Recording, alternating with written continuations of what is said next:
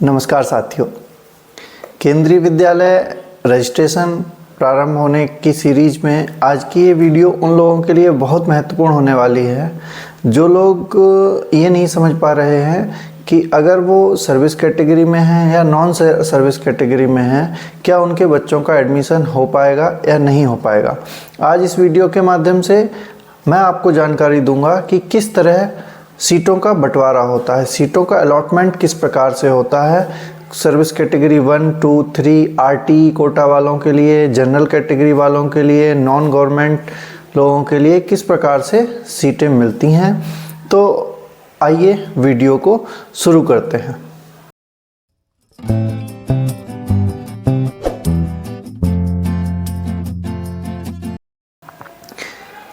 बात करेंगे, इसमें हम उदाहरण के लिए एक ऐसे विद्यालय को ले रहे हैं जिसमें 4 सेक्शन हैं और प्रत्येक सेक्शन में 40-40 बच्चे हैं, अर्थात कुल सीटें 160 सीटें हैं। तो हम 160 सीटों को मानकर आगे बढ़ते हैं और आपको उसी प्रकार एग्जाम्पल देते हुए चलते हैं कि किस प्रकार 160 सीटों का जो है बंटवारा किया जाता है। को स्क्रीन पर सीटें दिखाई दे रही होंगी और उसमें अलग अलग नंबर्स लिखे हुए होंगे। तो मैं आपको बताता हुआ चलता हूँ कि कुल सीटें 160 हैं। जब पहली लॉटरी निकलती है तो पहली लॉटरी आरटीई कोटा वालों के लिए निकलती है जिसका 25% कोटा होता है, यानी कि आरटीई कोटा के अंतर्गत 25% लोग लिए जाते हैं।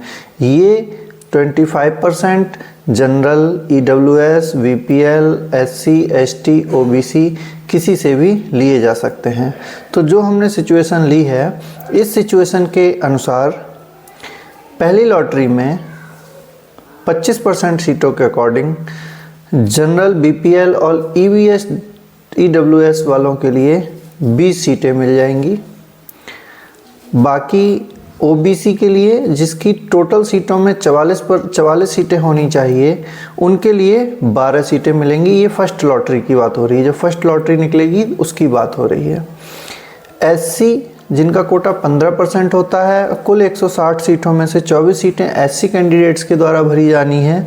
तो इस प्रकार 5 सीटें एससी कैंडिडेट्स के द्वारा भर ली जाएंगी। और एसटी, जिनका 7.5% कोटा होता है, कुल सीटें 160 सीटों में से 12 सीटें एसटी कैंडिडेट्स के द्वारा भरी जानी है। तो इसमें 3 सीटें एसटी कैंडिडेट के द्वारा भर ली जाएंगी। साथियों, वीडियो को कृपया पूरा देखें जिससे आपको बात क्लियर हो सके, स्पष्ट हो सके।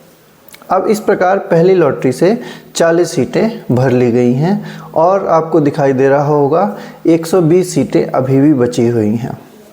अब अगली सिचुएशन लेते हैं।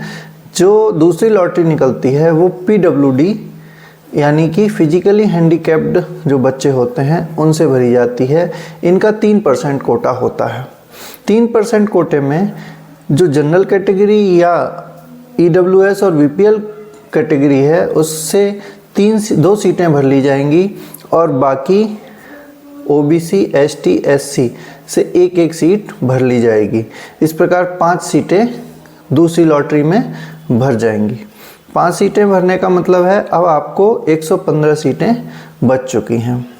तीसरी लॉटरी जो होगी वो कैटेगरी 1 से ली जाएगी। इसमें हम मान लेते हैं कि कैटेगरी 1 में अगर 60 बच्चों का फॉर्म भरा गया है तो 60 बच्चों में 33 बच्चों का जनरल, बीपीएल, ईडब्ल्यूएस से भरा जाएगा, 16 ओबीसी से भरा जाएगा, 8 सीटें एससी छात्रों से भरी जाएंगी और 3% सीटें एसटी से भरी जाएंगी जो कि सर्विस कैटेगरी से बच्चे होंगे। इसके बाद चौथी लॉटरी जो निकलेगी वह कैटेगरी 2 वाले लोगों से निकलती है।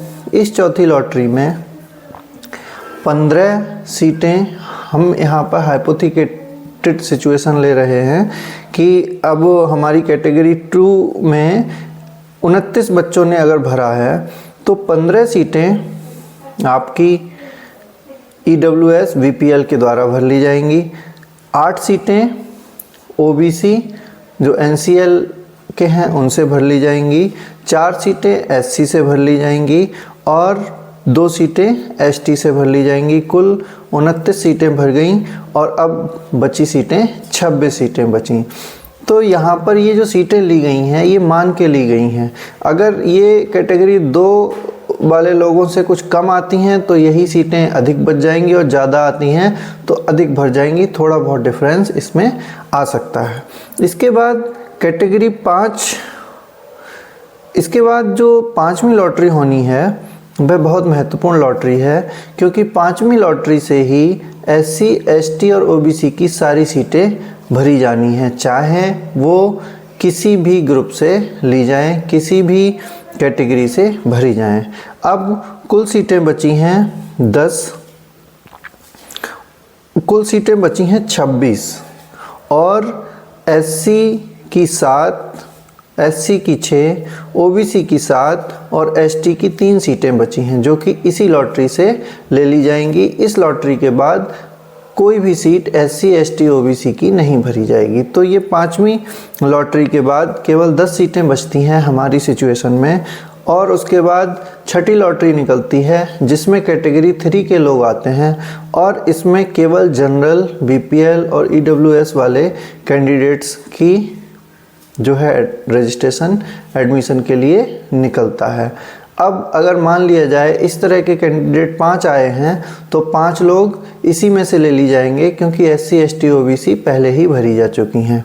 अभी भी 4 बकाया हैं तो 7वीं लॉटरी जब निकलेगी तो कैटेगरी 4 वाले कैंडिडेट से 7वीं लॉटरी में कैटेगरी 4 से कैंडिडेट ले लिए जाएंगे। इसके बाद एक बचता है तो उसके लिए 8वीं लॉटरी निकलेगी और 8वीं लॉटरी से वह भर लिया जाएगा। यहाँ पर एसजीसी कोटा भी होता है, सिंगल गर्ल चाइल्ड कोटा, जो कि हर एक सेक्शन में होता है, वह भी ज़रूरी है।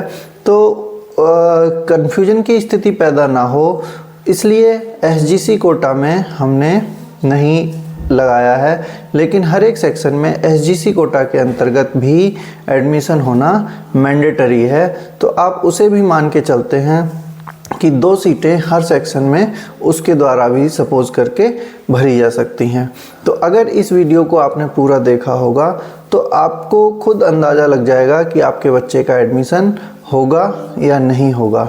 यह केवल एक उदाहरण के रूप में वीडियो बनाई गई है। अंतिम फैसला केंद्रीय विद्यालय संगठन ही करता है और सिचुएशन जैसी होती है उसी के अकॉर्डिंग लॉटरीज निकलती हैं। आप लोगों ने वीडियो को पूरा देखा उसके लिए धन्यवाद। अभी भी केंद्रीय विद्यालय ने कोई नोटिफिकेशन नहीं निकाला है, ना ही रजिस्ट्रेशन आरंभ किए गए हैं। तो वीडियो को लाइक करें, शेयर करें और सब्सक्राइब करें। अगर हमारी मेहनत पसंद आई हो तो ज़्यादा से ज़्यादा लोगों तक वीडियो को पहुंचाएं। नमस्कार।